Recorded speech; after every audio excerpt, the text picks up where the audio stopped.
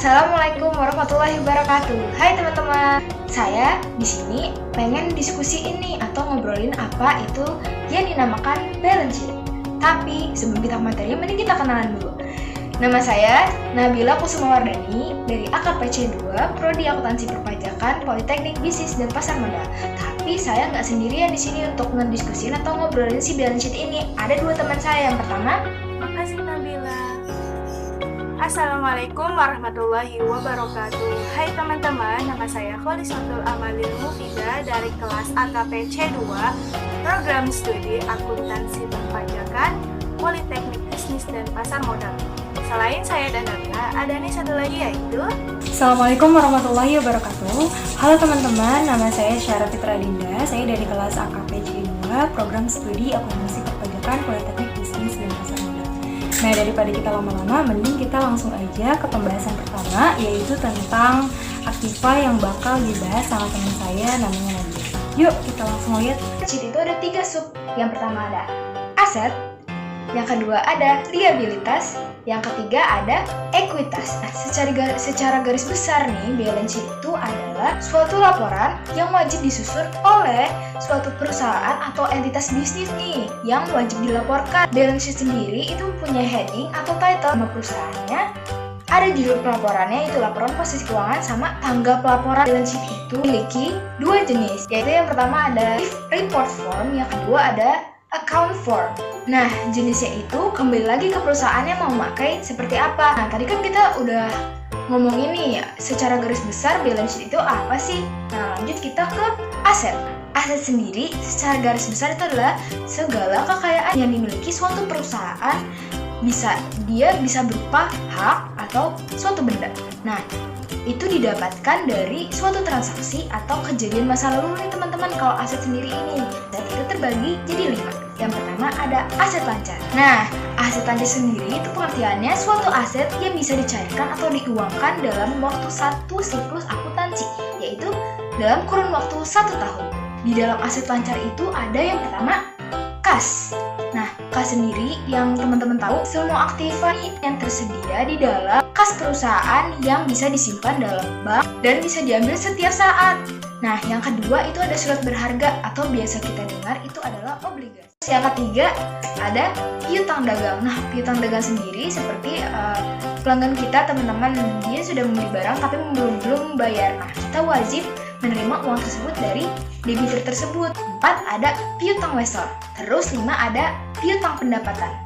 Nah, piutang pendapatan sendiri ini adalah pendapatan yang sudah menjadi suatu hak kita, namun belum diterima sama kitanya sendiri atau perusahaan sendiri. Yang keenam ada beban dibayar di muka. Nah, jadi kita sebenarnya sudah membayar beban tersebut padahal belum jangka waktunya untuk dibayar. Nah, yang ketujuh itu ada perlengkapan atau bisa kita bilang adalah supply. Nah, dia itu adalah suatu barang yang dapat melancarkan suatu iklim usaha yang habis pakai. Terakhir, yang ke-8 itu ada persediaan barang dagang. Nah, yang kedua dalam suatu aset itu ada kedua, investasi jangka panjang. Investasi jangka panjang ini adalah suatu investasi yang bisa dicairkan minimal itu 1 tahun teman-teman. Jadi kalau yang tadi di bawah setahun kan itu aset lancar. Nah, ini yang bisa di atas 1 tahun. Guna investasi jangka panjang untuk perusahaan sendiri ini adalah perusahaan punya dana khusus nih. Nah, dananya ini untuk ekspansi suatu perusahaan untuk masa depan. Itu juga bisa jadi pengontrol kekayaan suatu perusahaan. Selain itu, kegunaan investasi jangka panjang juga kan penghasilan pasif. Contohnya dari kayak pendapatan bunga. Kan kalau kita mendeposito, kan kita kalau ngambil lagi kan mendapatkan bunga. Nah, itu salah satu pendapatan pasif bisa dapat dari investasi jangka panjang. Jenis-jenis investasi jangka panjang. Yang pertama, yang paling sering didengar oleh orang-orang investasi jangka panjang itu adalah emas. Ini sendiri mempunyai kestabilan harga yang cukup baik untuk diinvestasikan. Maka dari itu, kebanyakan orang lebih memilih emas untuk diinvestasikan. Yang kedua, properti. Pastinya properti itu bisa disewakan kembali atau dijual kembali.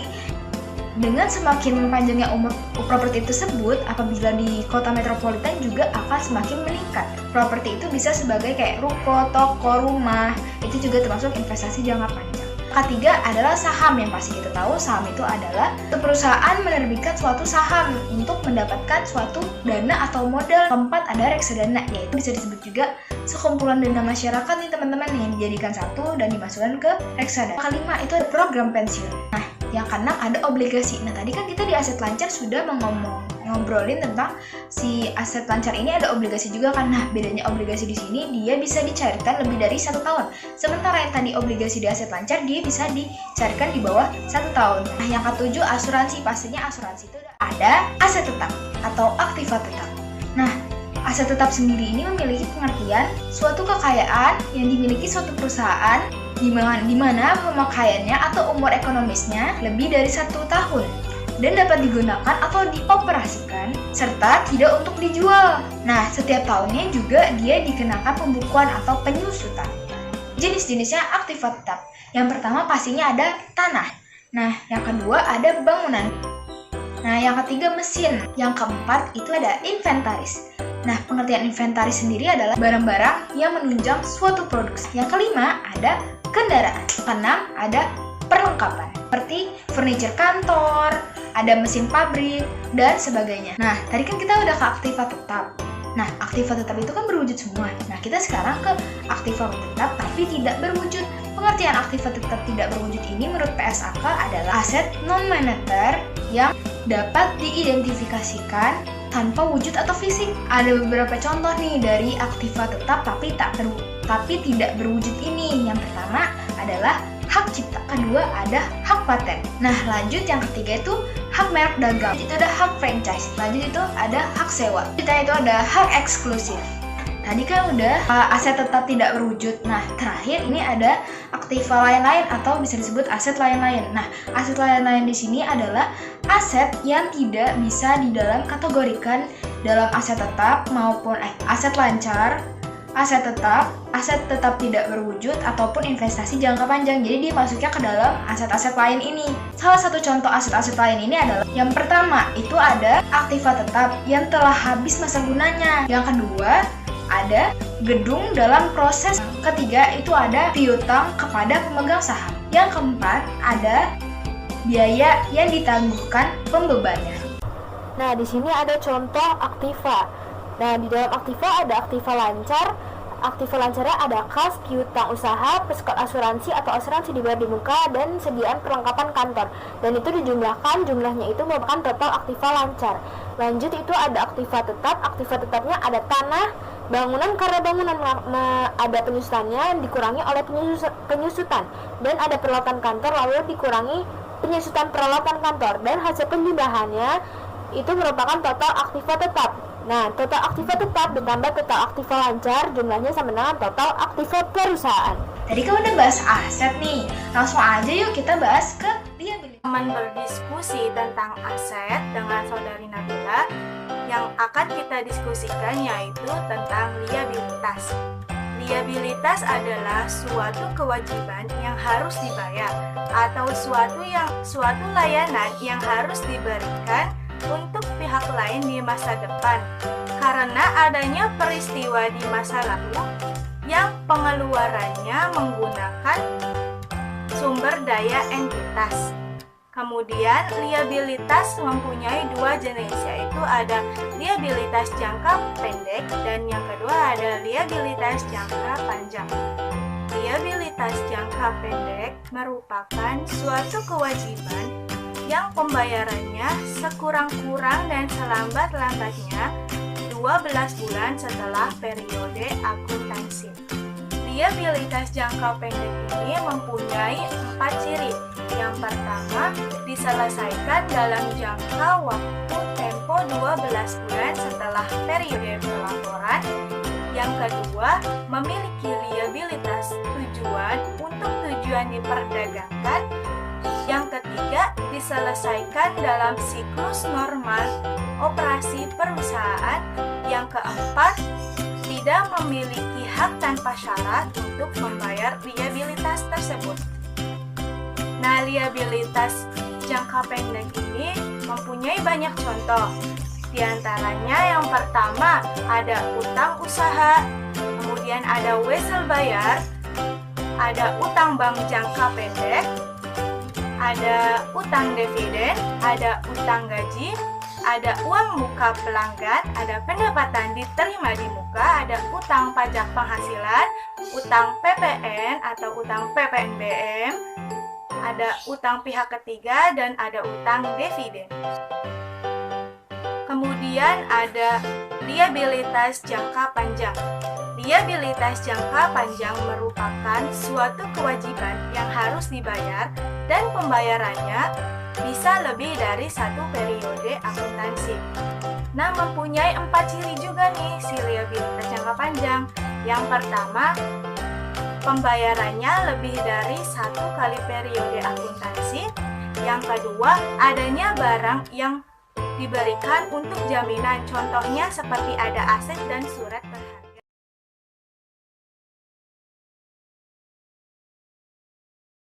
Tiga, pembayarannya dilakukan dengan cara dicicil. Yang keempat, didapat dari lembaga-lembaga yang menyediakan utang jangka panjang. Utang jangka panjang mempunyai contoh, ada utang hipotek, kredit investasi, dan utang obligasi. Ini adalah bagian liabilitas dari laporan neraca. Yang pertama ada kewajiban lancar. Di dalam kewajiban lancar ada utang usaha, utang gaji, utang komisi, utang bunga, utang utility, utang pendapatan, dan utang lese. Kemudian yang kedua ada kewajiban jangka panjang. Di dalam kewajiban jangka panjang ini ada utang lese. Nah, teman-teman, kalau tadi teman-teman udah tahu apa sih aktiva dan liabilitas itu, sekarang saya bakal ngebahas tentang bagian ketiga, yaitu ekuitas ataupun modal.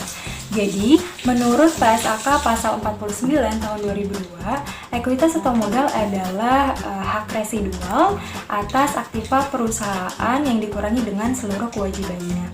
Atau dengan kata lain, perkiraan yang mencerminkan porsi hak atau kepentingan dari pemilik usaha terhadap perusahaan tersebut. Nah, antara modal, pemilik usaha, dan juga investor itu sangat berkaitan karena si pemilik usaha atau investor inilah yang akan mengadakan si modal tersebut atau yang menyuntikkan dana untuk dikelola oleh perusahaan tersebut. Nah, teman-teman juga harus ingat bahwa si modal ini nggak bisa diperjualbelikan, tapi dia bisa berkurang. Nah, berkurangnya modal ini biasanya terjadi apabila si pemilik usaha ataupun investor ini membuat kebijakan untuk menarik sebagian uang yang telah ditanam oleh mereka ke perusahaan. Teman-teman, ngomongin gimana caranya supaya kita dapat modal, ternyata modal itu bisa didapat dari 2 sumber nih. Pertama adalah modal internal, yang kedua adalah modal eksternal. Sekarang saya akan ngebahas dari yang pertama dulu, yaitu modal internal. Nah, modal internal sendiri adalah modal yang hanya mengandalkan laba dari penjualan yang dilakukan oleh perusahaan. Nah, modal internal ini biasanya lebih terbatas gitu, karena yaitu dia hanya menggunakan satu opsi aja, yaitu opsinya laba dari si penjualan perusahaan. Iya, kalau si perusahaan itu ada laba terus. Nah, kalau perusahaan lagi rugi, berarti kita nggak bisa mendapatkan modal untuk si perusahaan tersebut berekspansi. Adalah modal eksternal.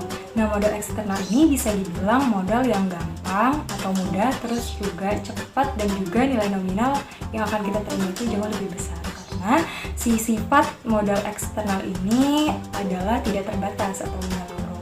Tapi yang harus diperhatikan untuk kita dapat modal eksternal sendiri adalah reputasi perusahaan.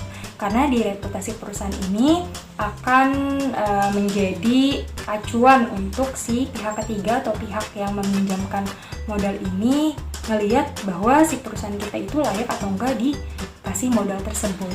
Nah, rata-rata perusahaan-perusahaan yang menggunakan modal eksternal ini atau yang mengandalkan modal eksternal ini perusahaan yang memang cepat berkembangnya gitu dibanding dengan modal internal. Tapi modal eksternal sendiri memiliki resiko, bukan resiko sih sebenarnya, lebih ke tanggung jawab. Karena kan kita dapetin modalnya itu dari pihak lain kan. maka kita bertanggung jawab untuk melaporkan segala kegiatan atau segala kejadian di perusahaan kepada pihak tersebut dengan transparan gitu. Tadi kan sumber udah kan, sekarang saya akan membahas elemen-elemen yang ada di ekuitas atau modal. Ternyata teman-teman, 5 elemen ini tepatnya menjadi acuan di akun ke-5 ini, yaitu modal. Elemen pertama adalah modal di setor. Nah, modal di setor sendiri adalah modal atau uang dari pemilik usaha ataupun investor yang diberikan dengan jumlah tertentu, di mana mereka ini memiliki masing-masing 1 miliar uang untuk menjadi modal di perusahaan tersebut. Nah, mereka menentukan untuk modal dasarnya adalah sebesar 5 miliar dengan nilai nominal Rp100. Untuk pendirian perusahaan itu akan tercantum modal disetor sebesar 3 miliar dan juga modal dasarnya yaitu 5 miliar. Jadi, modal dasar adalah modal yang memang bentuk fisiknya itu udah ketahuan, bisa dilihat, maksudnya udah ada di depan mata dan akan bisa langsung digunakan untuk operasi perusahaan. Jadi modal dasar ini ketika si teman-teman mendirikan perusahaan, terus perusahaan akan berjalan 1 tahun, 2 tahun, 3 tahun, 5 tahun dan seterusnya. Kemudian teman-teman mau ekspansi si perusahaan ini, teman-teman bisa banget menggunakan si modal dasar ini yang telah dikurangi dengan modal di setor awal untuk misalkan menerbitkan saham baru. Nah, dari situ teman-teman akan mendapatkan modal untuk ekspansi perusahaan lebih. Modal eksternal. Nah, modal eksternal ini bisa dibilang modal yang gampang atau mudah, terus juga cepat, dan juga nilai nominal yang akan kita terima itu jauh lebih besar. Karena si sifat modal eksternal ini adalah tidak terbatas atau menyeluruh. Tapi yang harus diperhatikan untuk kita dapat modal eksternal sendiri adalah reputasi perusahaan. Karena di reputasi perusahaan ini akan menjadi acuan untuk si pihak ketiga atau pihak yang meminjamkan modal ini ngelihat bahwa si perusahaan kita itu layak atau enggak dikasih modal tersebut. Nah, rata-rata perusahaan-perusahaan yang menggunakan modal eksternal ini atau yang mengandalkan modal eksternal ini perusahaan yang memang cepat berkembangnya gitu dibanding dengan modal internal. Tapi modal eksternal sendiri memiliki resiko, bukan resiko sih sebenarnya, lebih ke tanggung jawab. Karena kan kita dapetin modalnya itu dari pihak lain kan, maka kita bertanggung jawab untuk melaporkan segala kegiatan atau segala kejadian di perusahaan kepada pihak tersebut dengan transparan gitu. Tadi kan sumber udah kan, sekarang saya akan membahas elemen-elemen yang ada di ekuitas atau modal. Ternyata teman-teman, 5 elemen ini tepatnya menjadi acuan di akun ke-5 ini, yaitu modal. Elemen pertama adalah modal di setor. Nah, modal di setor sendiri adalah modal atau uang dari pemilik usaha ataupun investor yang diberikan dengan jumlah tertentu, di mana mereka ini memiliki masing-masing 1 miliar uang untuk menjadi modal di perusahaan tersebut. Nah, mereka menentukan untuk modal dasarnya adalah sebesar 5 miliar dengan nilai nominal Rp100. Untuk pendirian perusahaan itu akan tercantum modal disetor sebesar 3 miliar dan juga modal dasarnya yaitu 5 miliar. Jadi, modal dasar adalah modal yang memang bentuk fisiknya itu udah ketahuan, bisa dilihat, maksudnya udah ada di depan mata dan akan bisa langsung digunakan untuk operasi perusahaan. Jadi modal dasar ini ketika si teman-teman mendirikan perusahaan, terus perusahaan akan berjalan 1 tahun, 2 tahun, 3 tahun, 5 tahun dan seterusnya. Kemudian teman-teman mau ekspansi si perusahaan ini, teman-teman bisa banget menggunakan si modal dasar ini yang telah dikurangi dengan modal di setor awal untuk misalkan menerbitkan saham baru. Nah, dari situ teman-teman akan mendapatkan modal untuk ekspansi perusahaan lebih banyak lagi. Adalah laba tidak dibagi. Nah, untuk laba tidak dibagi sendiri, ini di luar dari dividen ya teman-teman. Pengertiannya adalah laba tidak dibagi merupakan laba di tahun atau periode sebelumnya yang memang nggak diambil-ambil nih. Nah, daripada si laba itu ngendep aja ataupun jadi nggak jelas, nggak pasti, lebih baik laba itu kita alokasikan ke dalam modal tambahan untuk ekspansi perusahaan. Nah, yang ketiga, Modal penilaian kembali. Jadi modal penilaian kembali adalah modal di tahun sebelumnya yang akan masuk ke pembukuan tahun berikutnya gitu. Nah, hal ini dilakukan untuk memaksimalkan sisa-sisa modal di tahun sebelumnya untuk tambahan di modal tahun masa depan. Nah, yang keempat, modal sumbangan. Nah, teman-teman pasti tahu nih modal sumbangan apa. Sesuai dengan namanya, sumbangan berarti modal ini didapat dari sumbangan pihak lain kepada perusahaan. Nah, untuk yang kelima, modal lain-lain. Nah, modal lain-lain sendiri biasanya didapatkan dari cadangan-cadangan perusahaan yang ada. Misalkan kayak cadangan pelunasan obligasi, terus juga ada pengurangan harga persediaan. Berikut ini merupakan bagian dari laporan ekuitas, di mana di dalamnya terdapat modal pemilik yaitu sebesar 120 juta, kemudian ditambah dengan modal dana dina sebesar 2.476.000 dan dikurangi dengan laba bersih yang biasanya tertera di income statement yaitu sebesar 1.200.000. Namun, di sini Nona Dina tidak mengambil price sehingga price bernilai kosong. Sehingga total modal pemilik berjumlah 121.276.000. Tugas ini merupakan tugas dari mata kuliah Akuntansi Keuangan Menengah yang didosenkan oleh Kak Abdul Muiz. Nah, sebelumnya terima kasih sudah mau nonton sampai habis. Semoga ilmunya bermanfaat. Wassalamualaikum warahmatullahi wabarakatuh.